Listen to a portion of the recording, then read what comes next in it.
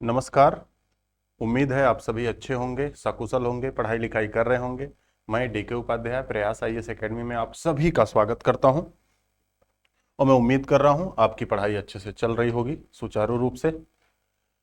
जैसा कि आपको पहले ही बताया गया था कि डेली हम किसी न किसी मुद्दे पे आपसे मिलते रहेंगे और ये सीरीज कंटिन्यू जाती रहेगी। ऐसे हर अध्यापक का, हर टीचर का ये वीडियो किसी न किसी टॉपिक पे एक सीरीज के फॉर्म में आपसे जाता रहेगा और मैं उम्मीद करता हूं कि ये जो भी वीडियो जाएगा, जो भी लेक्चर आप देखेंगे, वो आपके परीक्षा में, आपके परीक्षा के लिए वो उपयोगी सिद्ध होगा। इसी आशा के साथ हम आज का वीडियो शुरू करते हैं। और जैसा कि आप जान रहे हैं, प्रयास आईएएस एकेडमी से संबंधित कोई भी क्वेरीज है, कोई भी इंक्वायरी है, आप इन नंबरों पे सारी जानकारी पता कर सकते हैं। मेंस का बैच हो, फाउंडेशन का बैच हो, इससे संबंधित सारी जानकारी आपको दी जाएगी और संतुष्टि पूर्वक दी जाएगी, जिससे आपकी क्वेरी सारी दूर हो। चलिए हम शुरुआत करते हैं। आज हम बेसिक से शुरू कर रहे हैं, एकदम बेसिक। आपको एकदम स्टार्टिंग से हमें शुरू करना है, कोई एक चैप्टर शुरू करना है, इसकी सीरीज लगातार जाती रहेगी। आज ज्योग्राफी के लेक्चर के अंतर्गत हमें कुछ बातें आज पढ़नी है।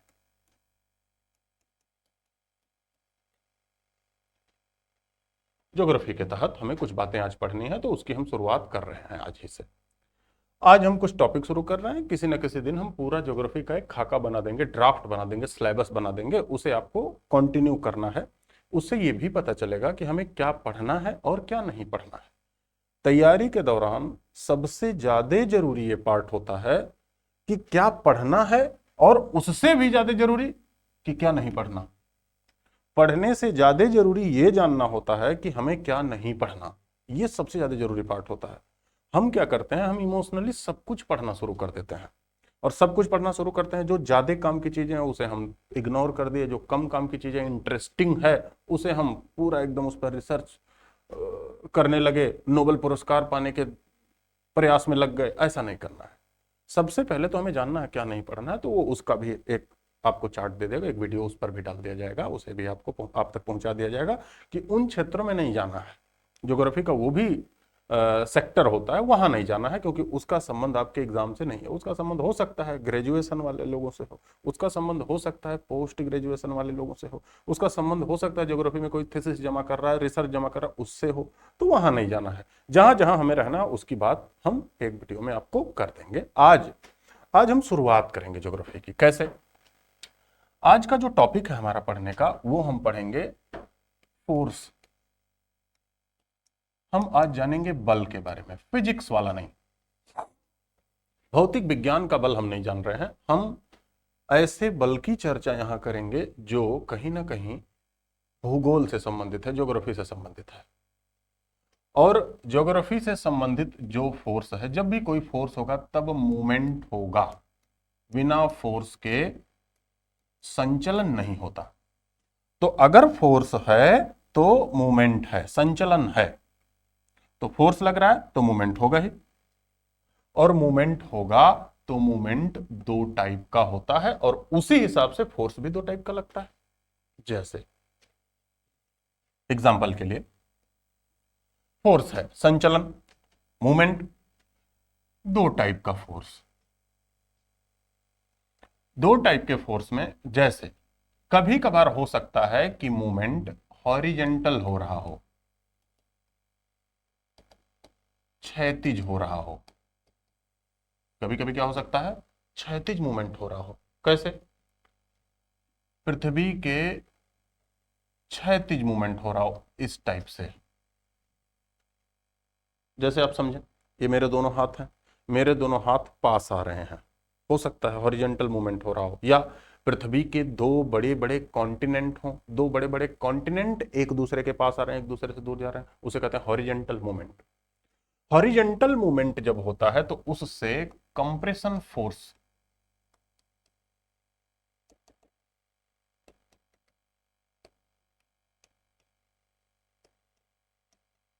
उससे होता है या उससे लगता है संपीड़न बल। जब भी क्षैतिज मूवमेंट होगा तो उससे संपीड़न बल लगेगा। दूसरा, हो सकता है मूवमेंट वर्टिकल हो। वर्टिकल मूवमेंट ऊर्ध्वाधर, ऊर्ध्वाधर मूवमेंट में या तो मूवमेंट ऊपर की तरफ हो रहा है और या तो मूवमेंट नीचे की तरफ हो रहा हो सकता है ऊपर की तरफ मूवमेंट हो रहा हो या तो नीचे की तरफ मूवमेंट हो रहा हो। जब मूवमेंट वर्टिकल हो रहा हो, रिजल्ट वर्टिकल आ रहा हो, तो उसे क्या बोल दिया जा रहा है? उसे बोल दिया जा रहा है टेंशन फोर्स।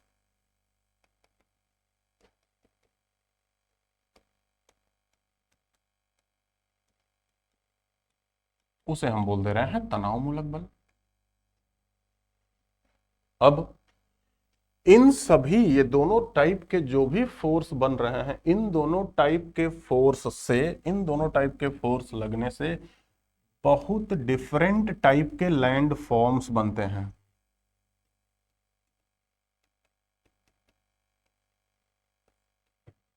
डिफरेंट टाइप के लैंड फॉर्म बनते हैं, उसमें भी ज्यादा जरूरी मतलब डिफरेंट टाइप के रिलीफ बनते हैं, डिफरेंट टाइप के उच्चावच का निर्माण होता है। ज्योग्राफी का टर्म उच्चावच, ऊंची नीची जगह, रिलीफ जिसकी अंग्रेजी होती है, डिफरेंट टाइप का रिलीफ बनेगा। इसमें सबसे इंपॉर्टेंट जो होता है उसे कहा जाता है ओरोजेनिक। मतलब मूवमेंट में, फोर्स में मूवमेंट, फोर्स से मूवमेंट होगा, मूवमेंट इन दो टाइप का होगा। दो टाइप के मूवमेंट में पहले वाले टाइप के मूवमेंट को बोल दिया जा रहा है कंप्रेशन फोर्स, दूसरे वाले टाइप के मूवमेंट को बोल दिया जा रहा है टेंशन फोर्स।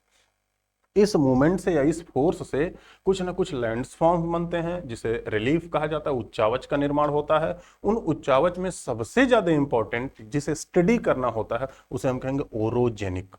मतलब इससे पर्वतों का निर्माण हो जाता है। बहुत ढेर सारी स्थलाकृतियां बनती हैं लेकिन पर्वतों का निर्माण को हमें आज जानना है, पर्वत निर्माण। इसीलिए इस बल को, ये जो फोर्स हम पढ़ने जा रहे हैं, इसीलिए इस फोर्स को बोल दिया जाता है ओरोजेनिक फोर्स।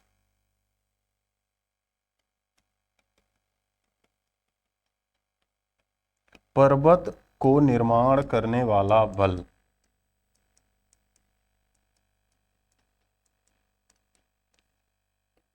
क्या बोल दिया गया?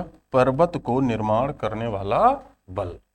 और पर्वत को निर्माण करने वाला बल हम दो टाइप से देख रहे हैं बेटा, यहां ध्यान से समझना है। दो टाइप में कौन सा? पहला हॉरिजेंटल लगे, दूसरा कौन सा लगे? वर्टिकल लगे। दोनों टाइप को हमें समझना है। हॉरिजेंटल जब लग रहा है तो उसे कह दिया जा रहा है कंप्रेशन फोर्स, वर्टिकल जब लग रहा है तो उसे बोल दिया जा रहा है टेंशन फोर्स। तो हम आज अभी शुरू कर रहे हैं पहले वाले की बात। पहला वाला हम शुरू कर रहे हैं कि भाई जो हॉरिजेंटल फोर्स लग रहा है वो कैसे लग रहा है, क्यों लग रहा है।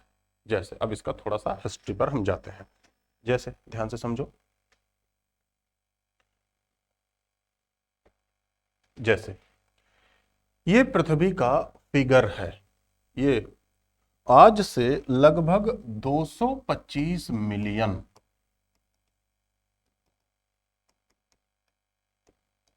पहले, 225 मिलियन वर्ष पहले पृथ्वी का लगभग सारा कॉन्टिनेंट कुछ इस टाइप का था। ध्यान से समझना बेटा, अब थोड़ा सा हमें हिस्ट्री पे जाना उसके बाद समझना है। पृथ्वी का सारा कॉन्टिनेंट, जो भी Europe, north America, south America, Africa, सब एक जगह एकजुट था। सब एक जगह एकजुट था। जब एक जगह एकजुट था तो अब मुद्दा यह भी बनता है, सवाल यहां से बनता है कैसे पता चला एक जगह एकजुट था, कौन बताया? ये भी एक इतिहास है। वेगनर का नाम आपने सुना होगा, अल्फ्रेड वेगनर। वेगनर महोदय एक जलवायु वैज्ञानिक थे, क्लाइमेटोलॉजिस्ट थे। वेगनर एक क्लाइमेटोलॉजिस्ट थे बेटा। तो वेगनर ने किया क्या, ध्यान से समझना। थोड़ा सा मैं इस पे आ जाता हूं, वेगनर ने किया क्या उसकी बात समझ लेते हैं, उसके बाद हम फोर्स पे आ जाएंगे। वेगनर महोदय ने कहा, जैसे वेगनर थे जर्मनी के। वेगनर कहां के थे? जर्मनी के थे वेगनर महोदय।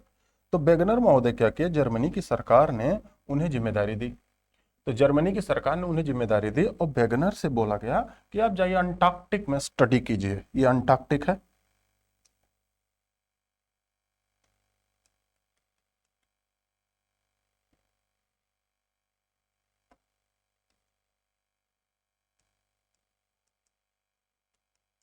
आप जाइए अंटार्कटिक में स्टडी कीजिए।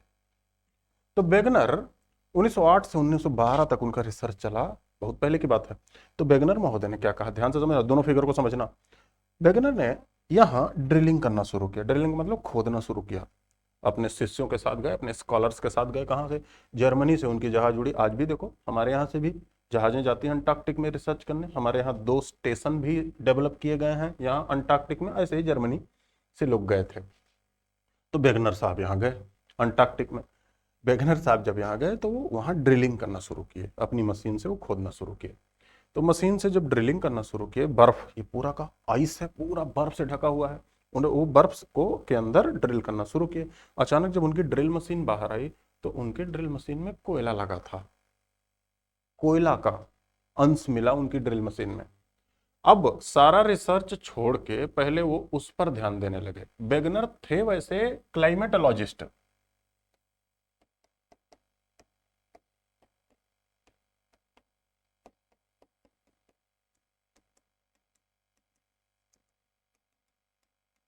वो थे जलवायु वैज्ञानिक, क्लाइमेटोलॉजिस्ट थे। लेकिन वेगनर को अचानक क्या, ड्रिल मशीन में कोयला लगा, तो कोयला लगा तब उन्होंने दिमाग लगाया, ये भाई एक बात बताओ, कोयले के बनने का फॉर्मेशन,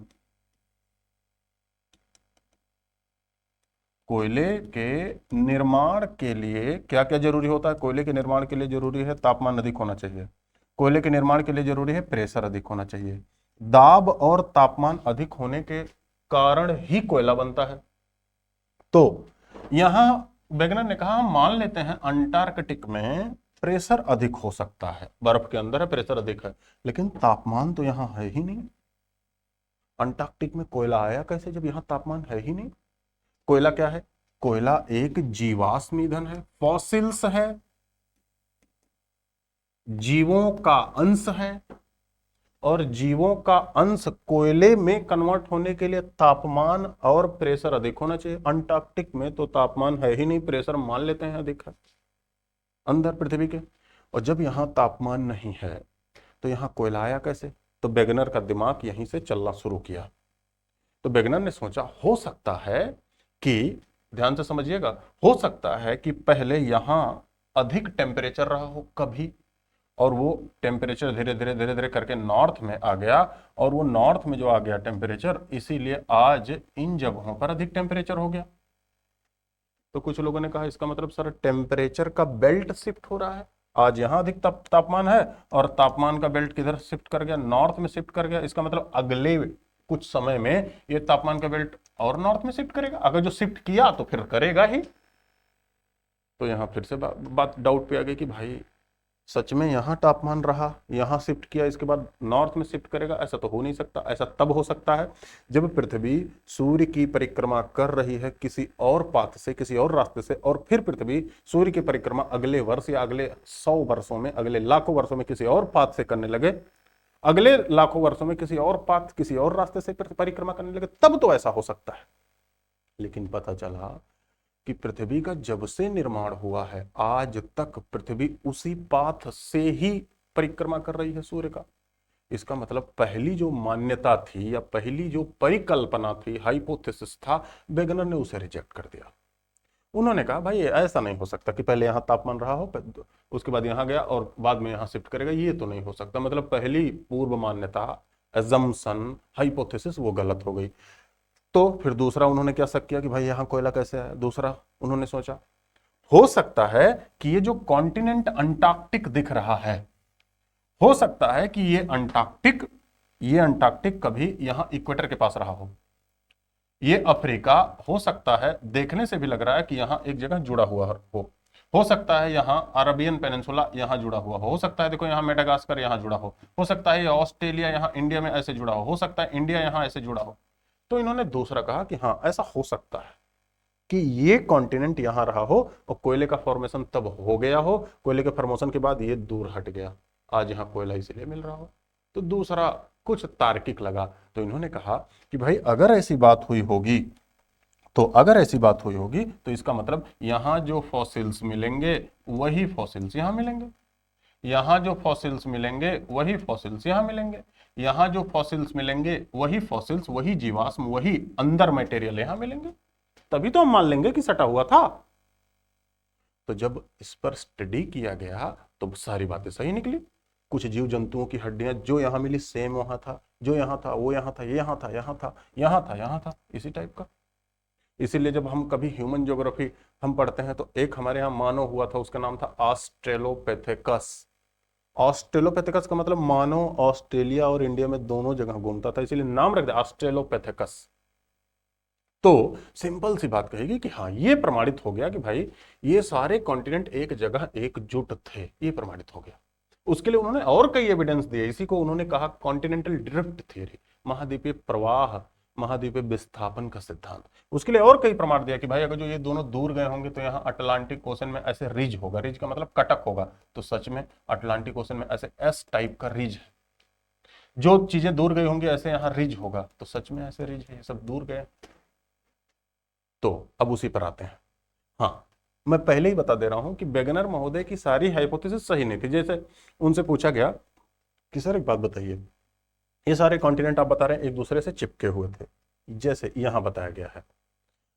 आप बता रहे हैं ये सारे कॉन्टिनेंट एक दूसरे से चिपके हुए थे, जब एक दूसरे से चिपके हुए थे तो ये दूर कैसे गए? वेगनर ने कहा चंद्रमा का ट्रैक्शन काम किया। ट्रैक्शन का मतलब चंद्रमा का टाइडल फोर्स, फिर से टाइडल फोर्स का मतलब चंद्रमा का खिंचाव, चंद्रमा का खिंचाव काम किया और ये सारे कॉन्टिनेंट आपस में टूटकर अलग हो गए। ये गलत था। ये जो उन्होंने हाइपोथेसिस दी थी, मतलब परिकल्पना, परिकल्पना ये जो दी थी वो गलत परिकल्पना थी, और इसी वजह से उनकी ये थियरी थोड़ा सा ड्रॉबैक रहा। इसके जब आप विश्वविद्यालयों में पढ़ेंगे, इस पर रिसर्च करेंगे या इस पर और डिटेल पढ़ेंगे, तो वेगनर की आलोचना कही जाती है कि भाई उनका ये मान्यता गलत थी, लेकिन और लगभग लगभग बातें उन्होंने सटीक की थी। मतलब पृथ्वी का टुकड़ा, ये जो बड़ा सा पार्ट दिख रहा है आज के 225 मिलियन वर्ष पहले, ये बड़ा सा पार्ट इस पार्ट का जुड़ा हुआ रूप है कि ये पहले था, ये बात प्रमाणित हो गई। तो अलग कैसे हुआ? अलग कैसे हुआ? पृथ्वी के अंदर अधिक तापमान से कन्वेक्शनल वेव चलती है। कन्वेक्शनल वेव का मतलब अधिक तापमान से ऐसे वर्टिकल, ऊर्ध्वाधर चलने वाली तरंगें, उसे कहा जाता है कन्वेक्शनल वेव। तो मैग्मा ऐसे वर्टिकल चलता है, वर्टिकल चलने से वो पृथ्वी को मूव करा देता है, पृथ्वी के इन पार्ट्स को, पृथ्वी के इन कॉन्टिनेंट को मूव कराता है जिस तरफ वो मैग्मा चलता है, और उसी तरफ ये आज भी कॉन्टिनेंट मूव करते हैं। अब फिर यहां आ जाओ, इसका मतलब अब यहां फिर आते हैं। 225 मिलियन वर्ष पहले ये जो पार्ट आपको दिख रहा है, इस पार्ट को कहा जाता था पैंजिया। 225 मिलियन वर्ष पहले इस पार्ट को कहा जाता था पैंजिया। मतलब ये पैंजिया स्थल था, ये महाद्वीप का जुड़ाव, ये महाद्वीप एक जगह एक जुड़ा था। देखो ध्यान दो बेटा, पैंजिया, ये इंग्लिश हिंदी में एक ही जैसा रहेगा, तो ऐसे लिख लो पैंजिया। पैंजिया था, इस पैंजिया के चारों तरफ सागर था। इसके चारों तरफ क्या था? ये ओशन था, सागर था। इस सागर को कहा जाता था पैंथालसा। सागर को क्या कहा गया? पैंथालसा। इसमें एक छोटा सा सागर बीच में था, इसे कहा जाता था टेथीज। टेथीज भूसन्नति, ये बीच में एक सागर था। यही टेथीज सागर से ये पैंजिया टूट गया, और टूटने के बाद पैंजिया दो भागों में ऐसे विभक्त हो गया। देखो ये नॉर्थ अमेरिका और ये यूरेशिया वाला पार्ट नॉर्थ में चला गया, जिसे बोला गया लॉरेंसिया। नॉर्थ, पेंजिया का नॉर्थ वाला पार्ट क्या बोला गया? लॉरेंसिया। लॉरेंसिया में क्या क्या था? नॉर्थ अमेरिका,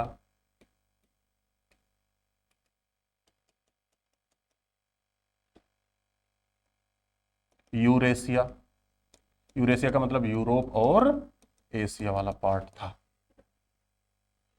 साउथ वाला, यहां से जब बीच से टूटा तो साउथ में देखो इतनी सारी चीजें साउथ में आ गई, तो साउथ में क्या क्या था? उसे बोला गया गोंडवाना लैंड। अब गोंडवाना लैंड में क्या क्या था? देखो यहां लिखा भी है, गोंडवाना लैंड में क्या क्या था? साउथ अमेरिका इसी में था। गोंडवाना लैंड में क्या? अफ्रीका। गोंडवाना लैंड में क्या है? इंडिया। क्या है? ऑस्ट्रेलिया। इंडिया ऑस्ट्रेलिया एक ही में ज्वाइंट थे। गोंडवाना लैंड में क्या है? अंटार्कटिक। इसका मतलब जिसके बारे में हम अभी पढ़ रहे थे, ये अंटार्कटिक, ये अंटार्कटिक, ये किसका पार्ट था? ये किसका पार्ट था? ये इसी south America, Africa, Madagascar, India Australia में से चिपका हुआ था। लॉरेंसिया का पार्ट, सॉरी गोंडवाना लैंड का पार्ट था। किसका पार्ट था बेटा? गोंडवाना लैंड का पार्ट था। धीरे धीरे करके इसमें से भी ये सारे कॉन्टिनेंट अलग होने लगे, सारे के सारे कॉन्टिनेंट अलग होने लगे। अब हम आ जाते हैं अपने फोर्स पे कि फोर्स लगा कैसे। अब यहां से हम फोर्स शुरू करेंगे। सॉरी।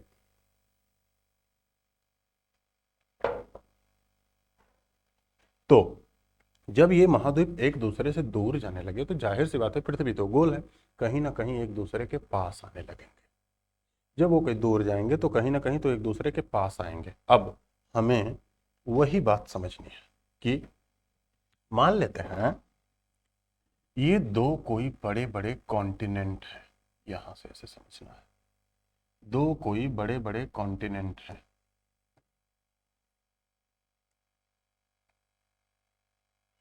कोई कॉन्टिनेंट हो सकता है, इन्हीं कॉन्टिनेंट को कह दिया जाता है प्लेट्स। ये मान लेते हैं कोई प्लेट 1 है, दूसरा ये कोई प्लेट 2 है,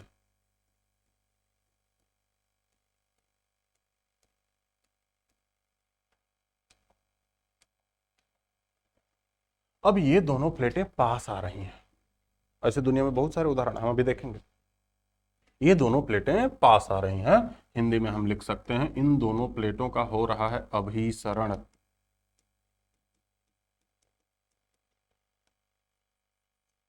ये दोनों प्लेटें कन्वर्ज हो रही हैं। अब समझो, जब दो प्लेटों में कन्वर्जेंस हो, जैसे मेरे दोनों हाथ कन्वर्ज हो रहे हैं, अब देखो हाथ के बीच में मतलब हाथों की बाउंड्री पर प्रेशर लग रहा है, फोर्स लग रहा है, कैसा, ऊपर नीचे से लग रहा है, साइड साइड साइड साइड से लग रहा है। और अगल बगल से क्षैतिज रूप से लगने वाला बल ही तो कंप्रेशन फोर्स लगता है, क्षैतिज बल लग रहा है ना, हॉरिजेंटल। तो जब दोनों प्लेटें टकरा रही हैं तो दोनों प्लेटों के टकराने से हॉरिजेंटल फोर्स लगता है, क्षैतिज बल लगता है।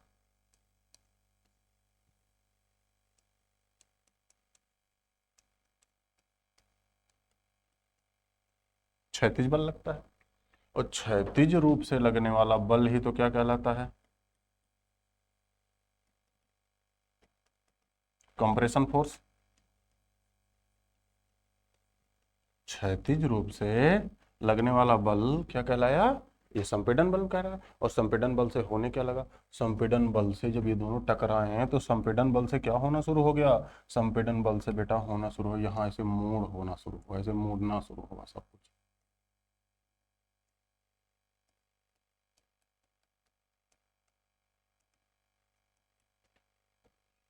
यहाँ फोल्डिंग होना शुरू हुआ। तो क्षैतिज रूप से लगने वाले बल संपीड़न बल, और क्या शुरू हुआ इससे, फोल्डिंग।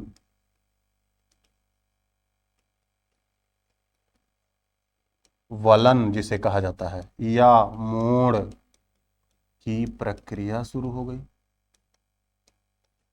मोड़ की प्रक्रिया शुरू हो गई, और मोड़ की प्रक्रिया शुरू होने से, समझना है बाबू, मोड़ की प्रक्रिया शुरू होने से क्या शुरू हो गया, निर्माण शुरू हो गया किसका, मोड़दार पर्वत का,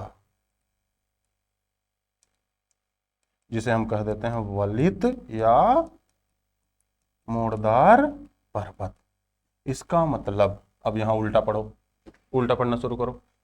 वलित या मोड़दार पर्वत वलन की प्रक्रिया से क्षैतिज रूप से लगने वाले संपीड़न बल से निर्मित होते हैं।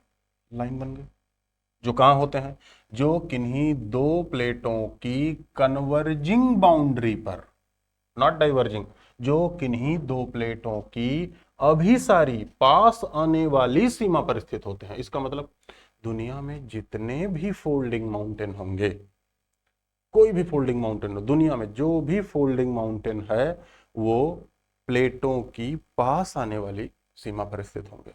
जहां प्लेटें पास आ रही होंगी वहीं फोल्डिंग माउंटेन होगा, जहां प्लेटें पास आ रही होंगी वहीं फोल्डिंग माउंटेन होगा। ये एकदम यूनिवर्सल ट्रूथ है। लेकिन जहां भी प्लेटें पास आ रही हो फोल्डिंग माउंटेन है। लेकिन लेकिन ध्यान से समझना है, फोल्डिंग माउंटेन कोई एक टाइप का नहीं है, फोल्डिंग माउंटेन भी दो प्रकार के हैं। जैसे इसी के आगे हम कंटिन्यू कर रहे हैं थोड़ा सा इधर करके। अब ये फोल्डिंग माउंटेन दो टाइप के, देखो कैसे। फोल्डिंग माउंटेन का दो प्रकार, पहला दूसरा। कैसे दो प्रकार हमने डिसाइड किया, कुछ फोल्डिंग माउंटेन तब बने जब पृथ्वी पर जीवन ही नहीं था। मतलब उन्हें बोल दिया गया पुराना फोल्डिंग माउंटेन, पुराने पर्वत।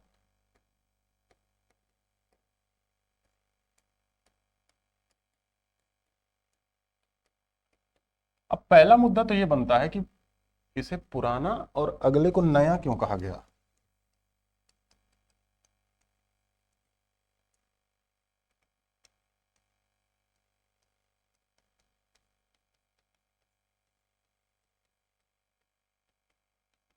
पुराने मोड़दार पर्वत या नए मोड़दार पर्वत, इसे पुराना कहा गया, इसे क्या कहा जा रहा है, इसे नया कहा जा रहा है। क्यों, ध्यान से समझो। इस पर्वत, ये जो पर्वत बने ये उस पीरियड में बने। अब यहां ध्यान से मैं यहां समझा दे रहा हूं, यहां नीचे उदाहरण, ये सारे के सारे पर्वत उस पीरियड में बने जब पृथ्वी पर लाइफ था ही नहीं, जीवन नहीं था। ये सारे पर्वत उस पीरियड में बने जब पृथ्वी पर जीवन था। रटना नहीं है, मैं पहले ही कह रहा हूं, एकदम नहीं रटना है। जब पृथ्वी पर जीवन नहीं था तो उस पीरियड को बोला गया आजोइक पीरियड या इरा। जब पृथ्वी पर जीवन आ गया तो उसे बोला गया जोइक इरा। आजोइक मतलब अजैविक, रटना नहीं है। जोइक का मतलब जैविक। जोइक इरा दूसरा कौन सा, अजोइक इरा। इसका मतलब इस समय जीव जंतु ही नहीं थे। अब एक बार इमेजिन करना, जब जीव जंतु नहीं होंगे, जब जीव जंतु यहां थे ही नहीं, इसीलिए तो बोला गया अजोइक, तो जीव जंतु नहीं थे, यहां जीव जंतु आ गए, जीव जंतुओं की उत्पत्ति हो गई पृथ्वी पर, धीरे धीरे एवोल्यूशन हुआ, विकास हुआ। जब जीव जंतु आ जाते हैं पृथ्वी पर तो वो क्या करते हैं, जीव जंतुओं के आने से पृथ्वी पर क्या होने लगता है बेटा, पृथ्वी पर ये जीव जंतु कार्बन डाइऑक्साइड का इमिशन शुरू कर देते हैं। मतलब पृथ्वी पर जीव जंतुओं के आने से कार्बन का उत्सर्जन बढ़ गया, और कार्बन के उत्सर्जन के बढ़ने से इस युग को, इस जोइक युग को कहा गया कैम्ब्रियन पीरियड, कार्बनिक युग। इसे क्या बोल दिया गया, कार्बनिक युग, कार्बनिक काल। जब जोइक पीरियड से पहले का युग, मतलब यहां कार्बन के कंटेंट पृथ्वी पर बहुत मिनिमम थे या लगभग ना के बराबर थे, तो इसे कहा गया प्री कैम्ब्रियन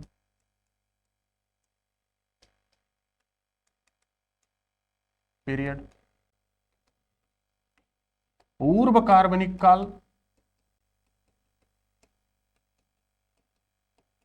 कार्बन से पहले का काल,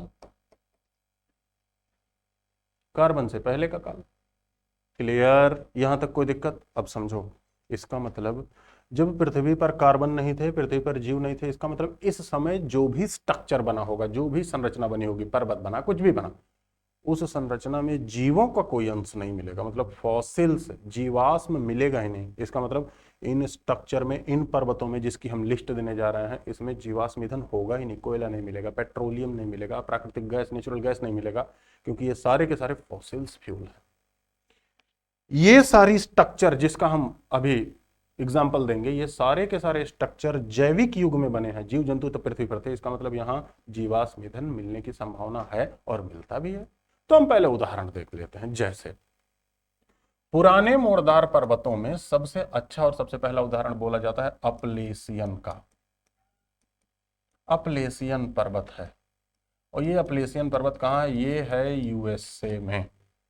ये अपलेशियन पर्वत कहां है, यूएसए में। पुराने मोड़दार पर्वतों में दूसरा उदाहरण है अरावली का। ये अरावली कहां है, ये अरावली तो भारत में है, इंडियन ज्योग्राफी में हमें पढ़ना है।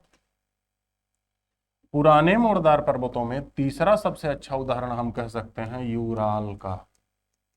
यूराल कहां है, यूरोप में है। ऐसे ही नए मोड़दार पर्वत, नए मोड़दार पर्वतों में देखो, नए मोड़दार पर्वतों में, नए जो मोड़दार पर्वत हैं, नए मोड़दार पर्वतों में बेटा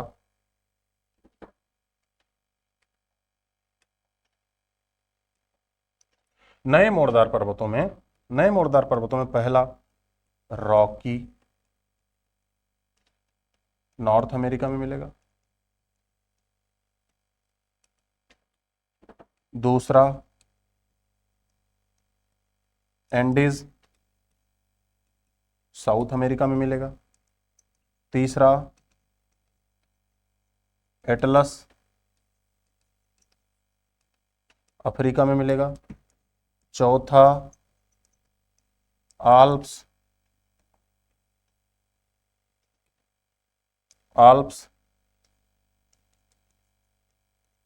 यूरोप में मिलेगा। पांचवा हिमालय,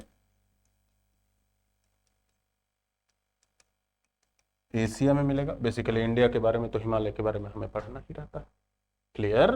तो इस टाइप का अब इनकी लोकेशन एक बार देख लेते हैं कि वर्ल्ड मैप में आपको क्या क्या बताया गया। देखो यहां से हम शुरू कर रहे हैं। क्या क्या बताया गया एक बार हमने क्या कहा, हमने कहा कि जब किसी, ध्यान से समझो, जब किन्हीं दो प्लेटों का कन्वर्जेंस होता है, जब किन्हीं दो प्लेटों का कन्वर्जेंस होता है तो उससे हॉरिजेंटली कंप्रेशन फोर्स लगता है, जिससे फोल्डिंग प्रोसेस होता है। फोल्डिंग प्रोसेस से फोल्डिंग माउंटेन बनते हैं।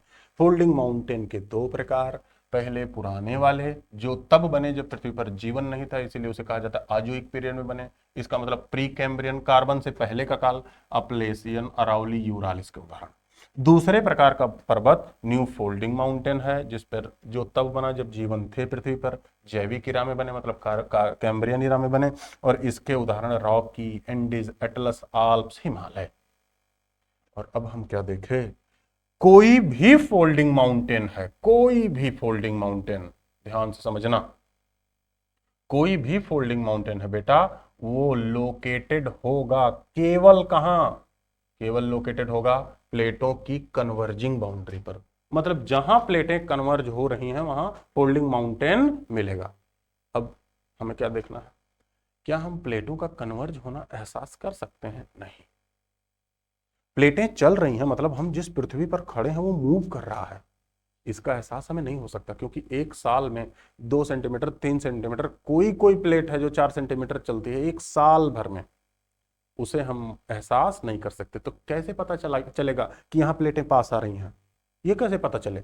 आपसे पूछ लिया जाए यहाँ प्लेटें पास आ रही हैं, इसका पता कैसे चलेगा? कैसे पता चलेगा? प्लेटें पास आने का पता चलेगा कि वहां मोड़दार पर्वत होंगे, जहां प्लेटें पास आ रही होंगी वहां मोड़दार पर्वत होंगे। और उन प्लेटों का नाम भाई वो तो प्लेट टेक्टोनिक चैप्टर में हमें जान लेना है कि भाई प्लेट टेक्टोनिक जान लिए, इन प्लेटों के बीच ये है। जैसे अब उदाहरण देखते हैं। उदाहरण यहाँ मैं मैप लगाया हूँ, हालांकि मैं तो मैप बिना उसके ही आपको बता दिया जाता है, लेकिन यहाँ मैप लगाया गया है तो उसके बारे में थोड़ा सा देखना है। जैसे मैं मैप इंपोर्ट कर ले रहा हूँ यहाँ से, 1 मिनट। तो जैसे आप इसमें क्या देखोगे कि कहाँ कहाँ प्लेट हैं, प्लेटों का डिस्ट्रीब्यूशन किस तरीके से है, और प्लेटों के डिस्ट्रीब्यूशन के साथ किन तरीके से प्लेटों के बारे में या न्यू फोल्डिंग माउंटेन के बारे में हमें जानना है, इसका डिस्ट्रीब्यूशन जैसे देख लेते हैं। जैसे ध्यान से देखो बेटा, यहां ये पैसिफिक, ये जो प्लेट आपको दिख रही है ये पैसिफिक प्लेट है। ये प्लेट ऐसे इधर जा रही है, ये प्लेट ऐसे इधर जा रही है। ये नॉर्थ अमेरिकी प्लेट है, इधर आ रही है। ये साउथ अमेरिकी प्लेट इधर आ रही है। अब देखो दो प्लेटें जब पास आ रही हैं बेटा, दो प्लेटें पास आ रही हैं तो उसके बीच में फोल्डिंग प्रोसेस होना चाहिए। तो नॉर्थ अमेरिका में ये जो आपको माउंटेन दिख रहा है इसे कहते हैं रॉकी। साउथ अमेरिका में ये दो प्लेटों, कन्वर्जिंग प्लेट के बीच ये जो माउंटेन दिख रहा है इसे कहते हैं एंडीज। एंडीज पूरी दुनिया का सबसे लंबा पर्वत है, लंबाई इसकी बहुत ज्यादा अधिक है। ऐसे ही अफ्रीका और यूरेशिया के कन्वर्जेंस से यहां अफ्रीका में मिलेगा एटलस, यूरोप में मिलेगा आल्प्स। अब देखो कैसे मिल रहा है। फिर ये इंडिया, देखो यहां से ये ऐसे नॉर्थ में जा रहा है और यूरेशिया साउथ में आ रहा है। तो यूरेशिया और इंडो ऑस्ट्रेलियन के कन्वर्जेंस से यहां मिलेगा हिमालयी संरचना, यहां मिलेगा हिमालय। देखो मतलब दुनिया में कोई भी मोड़दार पर्वत है, कोई भी फोल्डिंग माउंटेन है, और वो किन बाउंड्री पर होगा? प्लेटों की पास आने वाली सीमा पर स्थित होगा। ये पक्का है, जहां भी मोड़दार पर्वत होगा वो प्लेटों की पास आने वाली सीमा पर स्थित होगा, इसमें कोई शक नहीं। और ये कैसे? कंप्रेशन फोर्स से होगा, कंप्रेशन फोर्स से होगा। अब ध्यान से समझो। दूसरा, जब प्लेटों के पास आने वाली सीमा हम देख रहे हैं, जब ये कोई प्लेट है, ये एक कोई प्लेट है, ये दोनों पास आ रहे हैं, ये दोनों पास आ रहे हैं, तो इस पर जो स्ट्रक्चर बनेगा, इन दोनों प्लेटों पर जो भी स्ट्रक्चर बन जाए, यहां मान लेते हैं कोई स्ट्रक्चर बनेगा, तो क्या ये सुरक्षित होगा? मान लेते हैं कि ये जो प्लेट है ये 4 सेंटीमीटर पर ईयर मूव कर जा रहा है, मान लेते हैं ये भी 4 से 6 सेंटीमीटर पर ईयर मूव कर जा रहा है। तो अब एक बात बताओ, जब दो मूविंग ऑब्जेक्ट हैं, दो मूविंग ऑब्जेक्ट की बाउंड्री पर कोई पार्ट या कोई स्ट्रक्चर होगा, जिसे हम कह दे रहे हैं फोल्डिंग माउंटेन, यहीं से आपके कई मेंस के आंसर निकलेंगे, कई पीटी के आंसर निकलेंगे, ध्यान से समझ। फोल्डिंग माउंटेन, तो आपको कैसे पता लगेगा कि जब दोनों प्लेटें मूव कर रही हैं, उसके बीच में ये स्ट्रक्चर है, इसका मतलब ये स्ट्रक्चर इन प्लेटों के मूवमेंट के कारण स्टेबल नहीं होगा या कम स्टेबल होगा, स्टेबिलिटी इसकी कम होगी। इसका मतलब ये स्ट्रक्चर अर्थक्वेक इफेक्टेड होगा, भूकंप आता होगा। तो जैसे आपसे कभी कभी क्वेश्चन पूछ लिया जाता है, क्वेश्चन पूछ लिया जाएगा कि हिमालय में लैंडस्लाइड इतने क्यों आते हैं? यही जवाब है बेटा, पीछे ही आना है। हिमालय में इतने लैंडस्लाइड क्यों आते हैं? तो इससे कैसे आपसे पूछ लिया जाए, हिमालय की तुलना में यहाँ वेस्टर्न घाट माउंटेन है इंडिया में, जो हम इंडियन ज्योग्राफी में पढ़ेंगे, वेस्टर्न घाट माउंटेन जिसे सह्याद्री कहते हैं।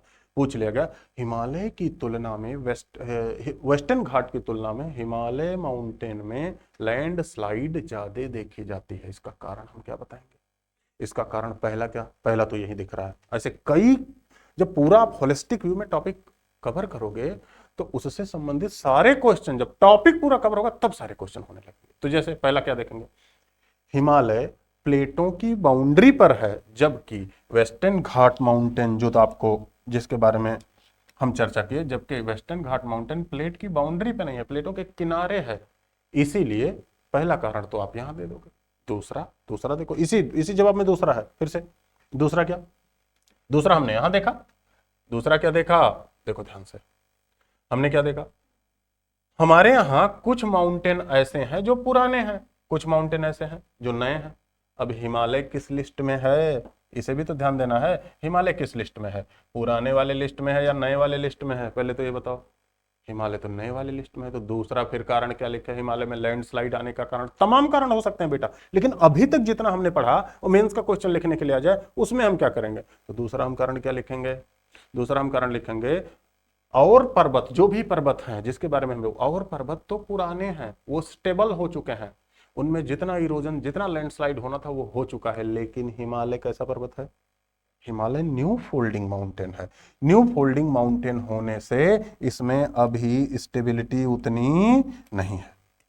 न्यू फोल्डिंग माउंटेन होने से इसमें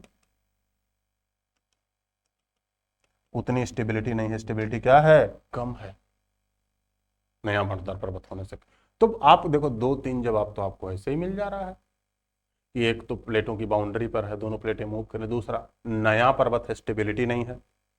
समझ में आ रही? अब उसके बाद आप कोई कारण लिख रहे हो, उसमें लैंडस्लाइड क्यों आते हैं, अब उसके बाद कारण जो भी हो, लेकिन कम से कम यहां पढ़ाया हुआ कारण अभी तक तो नहीं मिला। जैसे हो सकता है कारण कि ज्यादा बारिश हो जाए, ज्यादा बारिश होने से क्या लैंडस्लाइड बढ़ जाए, हो सकता है वनों को ज्यादा काट दिया जाए जिससे मिट्टी की स्टेबिलिटी कम हो जाए, हो सकता है बहुत ज्यादा कंस्ट्रक्शन कर दिया जाए हिमालय में, हो सकता है उससे भी लैंडस्लाइड हो। तो वो तो और कारण हो सकते हैं, लेकिन अभी तक की पढ़ाई में हमारा 2-3 जवाब तो मिल ही गया कि अगर जो ऐसे क्वेश्चन आए तो आप कर सकते हो। समझ में आ रही बात? इससे पीटी से संबंधित क्या क्या क्वेश्चन आएंगे? आपसे पूछा जा सकता है मोड़दार पर्वतों का निर्माण कैसे होता है, किस बल के द्वारा होता है? फटाक से आपको बताना है, कंप्रेशन फोर्स, संपीड़न बल। फिर आपसे पूछा जाए मोड़दार पर्वतों की स्थिति कहां होती है? प्लेटों के कन्वर्जिंग बाउंड्री पे। अभिसारी सीमा पर मोड़दार परतों की लोकेशन होता है, स्थिति होती है। क्लियर? इतनी बातें आई होप मैं समझा पाया। तो देखो हम कहाँ कहाँ से शुरू किए थे, एक बार ध्यान से समझना है बेटा। हमने कहाँ से शुरू किया, देखो यहाँ हमने पहले फोर्स के बारे में बताया। आपको बताया गया कि फोर्स दो टाइप से लगता है। फोर्स से होता है मूवमेंट, वो दो टाइप से लगता है, पहला हॉरिजेंटल, दूसरा वर्टिकल। हॉरिजेंटल को कह दिया जाता है कंप्रेशन, वर्टिकल को कह दिया जाता है टेंशन। अब हमारा आज जो कंप्लीट हुआ, आज कंप्लीट होने वाला टॉपिक ये है कंप्रेशन फोर्स। कंप्रेशन फोर्स से हमने देखा कि कंप्रेशन फोर्स से बन जा रहा है फोल्डिंग माउंटेन, और जो प्लेटों की कन्वर्जिंग बाउंड्री पर है। दूसरा वर्टिकल फोर्स, जिसे कहेंगे टेंशन फोर्स। टेंशन फोर्स हम अगली क्लास में पढ़ेंगे। टेंशन फोर्स से दुनिया में कौन कौन से स्ट्रक्चर बनते हैं, भारत में उसमें कौन सा स्ट्रक्चर है, ये भी हम पढ़ेंगे। फिर हमने जाना इसे ही ओरोजेनिक फोर्स कहते हैं, और ओरोजेनिक फोर्स के अंतर्गत हमने लगभग इतनी बातें पढ़ी। पहले हमने वेगनर के बारे में जाना, वेगनर के बारे में जाना कि भाई ये सारे कॉन्टिनेंट एक जगह एकजुट थे, उसके बाद ये टूटे, टूटने के बाद इतने कॉन्टिनेंट में इफेक्ट हुए, मतलब ये मूव किए, और मूवमेंट के कारण, इन्हीं के मूवमेंट के कारण टेंशन और कंप्रेशन फोर्स लगा। और जिसमें हमने कंप्रेशन फोर्स को पढ़ा कि जब कोई, क्या हमने देखा कि जब कोई प्लेट पास आए, कन्वर्जेंस हो, तो उससे हॉरिजेंटली कंप्रेशन फोर्स लगता है, जिससे फोल्डिंग प्रोसेस होता है, जिससे हम वलित पर्वत का निर्माण होता है। दो टाइप के होते हैं ये, पुराना जो प्री कैम्ब्रियन एरा में बना, नया जो कैम्ब्रियन एरा बना, मतलब जैविक युग में बना, और उसकी सारी लिस्ट भी यहां दे दी गई, मैप में भी आपको बता दिया गया। क्लियर? आई होप इतनी बातें तो आपको समझ में आएगा। अब इसका एप्लीकेशन हो सकता है, इसका यूज एप्लीकेशन हो सकता है कि भाई इसका एप्लीकेशन कैसे भी सवाल पूछे जाए तो आप बता दो। जैसे पूछ लिया जाए हिमालय की संरचना, भारत में जहां जब हिमालय की बात आ गई, हिमालय एक न्यू फोल्डिंग माउंटेन है, न्यू फोल्डिंग, इसका मतलब वहां मिनरल भी मिलेंगे। कैसे? फॉसिल्स फ्यूल मिलेंगे। फॉसिल्स से संबंधित मिनरल में तो देखो सेंधा नमक पाया जाता है। अब हिमालय कैसे बना, किस तरीके से बना, वो अगला टॉपिक है, वो इंडियन ज्योग्राफी में पढ़ना है। लेकिन पहले क्या जान लेना है, पहले टेंशन फोर्स के बारे में जान लेना है, अच्छे से उसे जानना, उसके बाद फिर हम हिमालय के बारे में पढ़ेंगे। क्लियर? तो जैसे अब इसमें बिहार के बारे में भी अगर जो पूछा जाए कि बिहार में मान लेते हैं, बिहार के बारे में अगर जो पूछ लिया जाए तो ऐसे बिहार का मैप हम मान लेते हैं थोड़ा सा।